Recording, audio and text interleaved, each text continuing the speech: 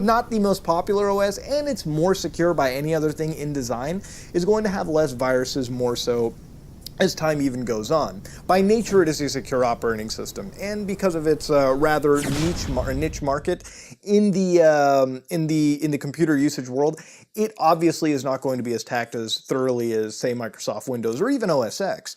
So yeah, you get an idea of how security in the most popular operating systems work. And why did I cover that as well? Because this system, Red Star OS, which is a North Korean operating system that we're actually going to be taking a look at shortly, is an operating system that is right out of North Korea. These guys created this to combat the evil imperialistic usages of Microsoft Windows in their society.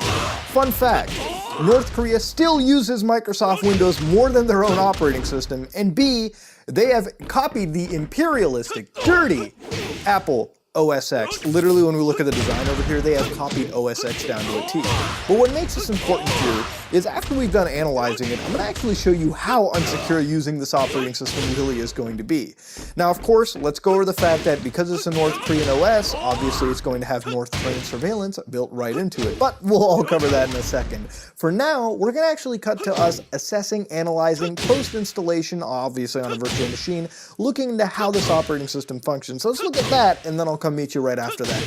And we have an installed product here, ladies and gentlemen, of Red Star 3.0, whatever you want to call it. This is, in fact, what it comes down to, ladies and gentlemen. It is the full version of the operating system 3.0 to begin with. And now I've installed it on a virtual machine that is not even using full priorities of. I actually thought this was going to be a 64-bit operating system at the time of recording this, but turns out we're dealing with a 32-bit OS. I gave this about like 4 or 6 gigs of memory, and if you look inside the actual system settings real quick, you can see that it's only registering 2.95 gigabytes, which is indicative of a 32-bit operating system. They typically can't see anything over that amount of RAM, right? I think 3.5 gigs is the most that Windows was ever able to see on a 32-bit machine. But it does recognize my CPU just fine on this system, and it is obviously published by Red Star. Now, I'm going to tell this right now, okay? I thought when I heard that this copied OS X, it was going to be a like you know, a weird version of OS X. I don't know.